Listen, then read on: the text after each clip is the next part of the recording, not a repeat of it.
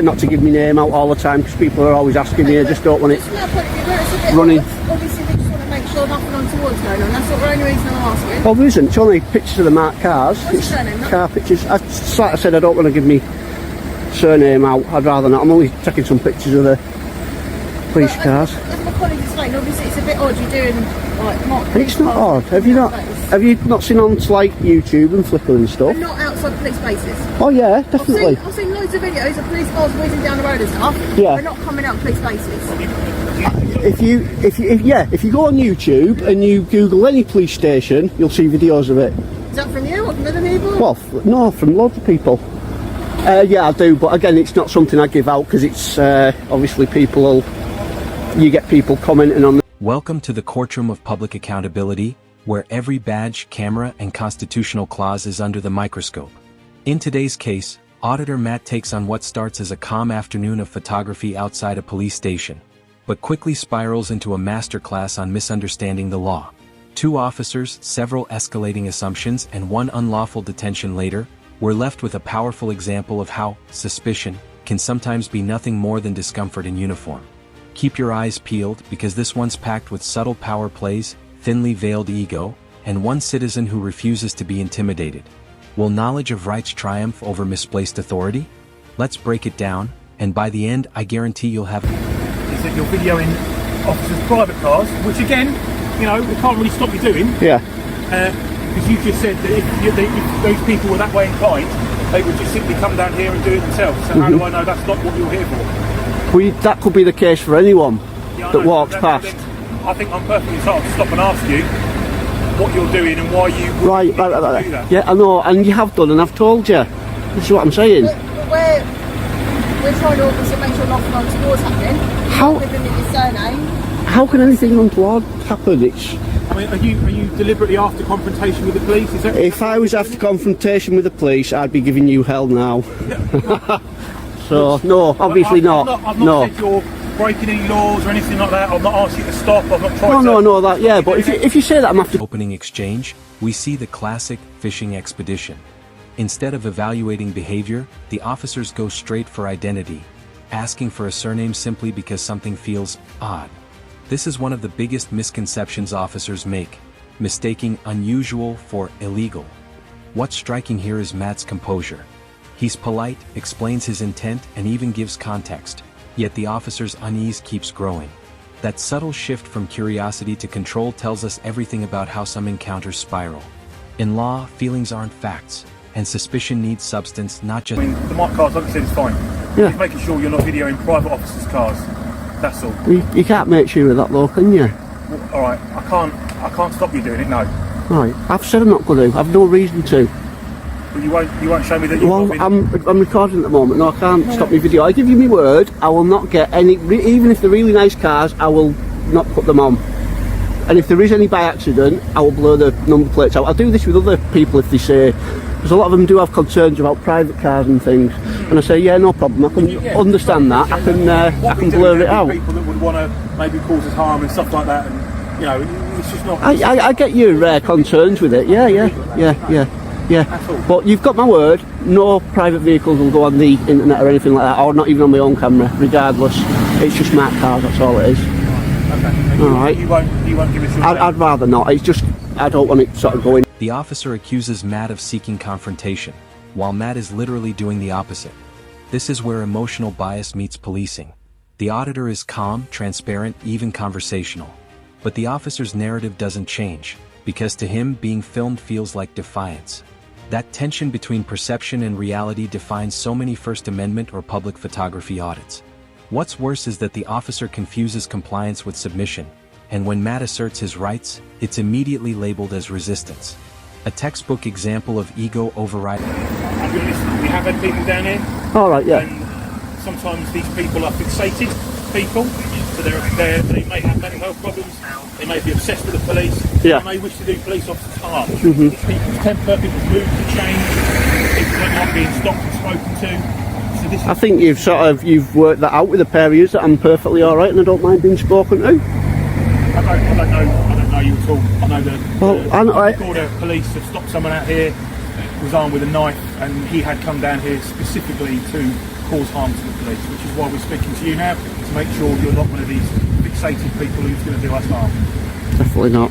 Like I say, I've explained what I'm doing, I'm just here. Goes above and beyond. He reassures the officer that no private vehicles will be filmed, even promising to blur plates if necessary. That's professional courtesy, not provocation. Yet despite his cooperation, the officers still hunt for a reason to collect details. What we're seeing is confirmation bias in action. Once they decided he was suspicious, nothing he said could change their minds. Ironically, the person showing the most restraint and reason here is the one not wearing the Photos and videos are all over YouTube, so that's what I'm doing. That's fine. Have you got your ID on him? No, you're not getting me ID, you're not getting me details. No. And even if I did, you wouldn't be getting it. Why is that though? Because you're not entitled to it. Yeah, just do a bit more. Was I alright with you about it, you two? I was perfectly fine, wasn't I? You were perfectly fine. Explained everything, yeah. I even helped the chap who got stuck in there.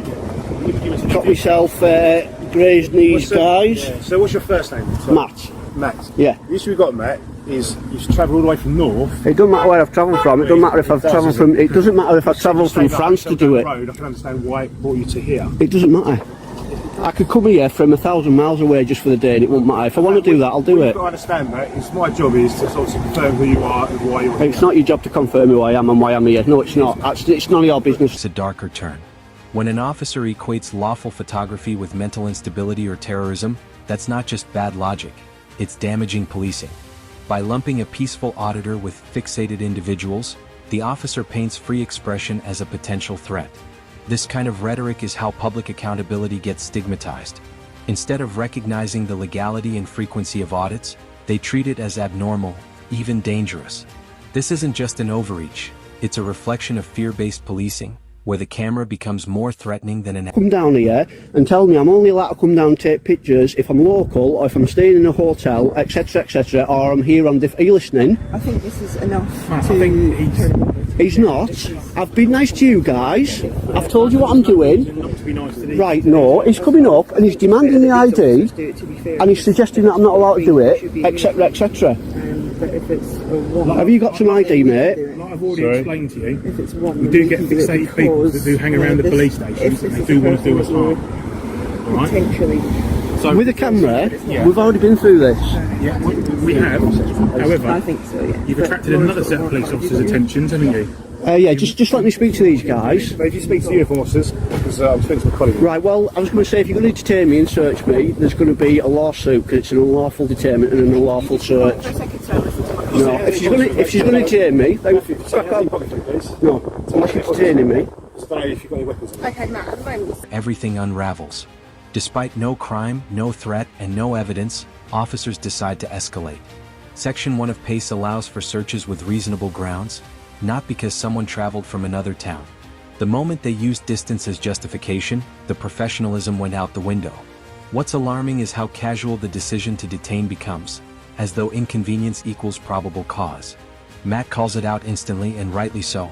The camera doesn't lie, and this footage shows the power of knowing your... After telling us you're filming cars, you're watching the passenger gate. I also suspect you might be the same person that's been, information has suggested they've been outside police spaces before. So I'm searching you for weapons. My name's PC Winkworth, I'm from Chadwell Heath Traffic Garage. In the search, you're entitled to a copy of the search record. Are you okay with my search by myself, or would you like a male officer to conduct the search? No problem at all. Excellent. Say, mate, my name's Peter McDarby. Okay, just put you over my warrant card. I've got to come back to the outside, okay? Just going to undo your top there. You've got a t-shirt underneath. Just going to feel around your waistband. I'm not dropping your pants or anything like that. Just feeling around it, okay? Could you turn around for me, please, Matt? Thank you.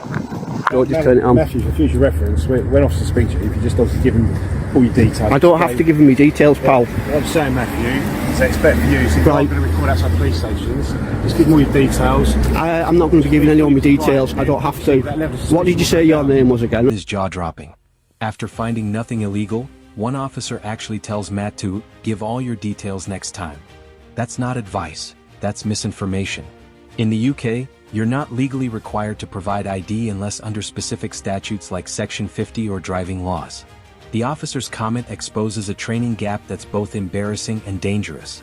If citizens followed that advice blindly, it would normalize unlawful stops. Instead, Matt stands firm, reminding them, and us, that asserting rights isn't being difficult, it's being informed. This is the line between compliance and... 254-730 even. Right, and you'll be getting retrained. And you'll be getting spoken to. No, this is serious. It is very serious. Right. As my colleagues explained, in the current climate, we can't be The current climate, you need to stop using the current climate. You're going to get that Why took are off we you like living in it? you are going to get that took off you like you did with the previous terrorism act. Matthew, you won't. It's none of your business. Listen, You're asking us questions. I'm allowed to. You're able to ask, and I'm able to ask you questions. right, and I'm declining. You're being difficult. No, I'm being difficult since you searched me, unlawfully searched me. No, I wasn't. I've got it on video, love. It'll be going on YouTube and people will see how nice I was to them. And then they will see what tyrants you are. You could have easily explained. I'm not obliged to. I did. Did I explain why I was here? Bearing in mind it's on camera. I've said yes, you did. Yes, I did. So there you go. I spoke on this camera and I told you that I told these guys what I was doing. So don't say that I didn't tell you. But then you could have offered them that information, that evidence. I'm not to show them obliged that. to. No, I know you're not, but to be less difficult. No, you don't just search someone just because your butt hurt. It's simple as that, and that's all it comes down to. Your butt hurt. You're upset. Your feelings are hurt because I won't give me details out. These two will be getting retrained and you'll be getting spoken to. Thank you, I look forward to it. Right, would you like to say anything to the viewers watching about your unlawful search? Section 1 of PACE you searched me on. Yeah? Matthew, I suggest if you just move on. No, I will stay here all day if I want to, pal, and you won't do a thing about it. Alright? Okay. Right, take Right, it, Matthew. off you go. Try to get one over, Matthew. Brings us to the verdict. Auditor Matt stayed calm, respectful, and legally solid throughout, while the officer stumbled into one procedural misstep after another. From unlawful detention to poor communication and clear bias, this case is a lesson in why public accountability matters. The right to film, question, and document authority isn't just protected, it's necessary. So what do you think? Were the officers genuinely concerned, or just uncomfortable with transparency? If you found this case as shocking as we did, hit that like button, share your thoughts in the comments, and subscribe for more jaw-dropping courtroom breakdowns every week. This is Rate the Audits, where we keep the record straight and the cameras rolling.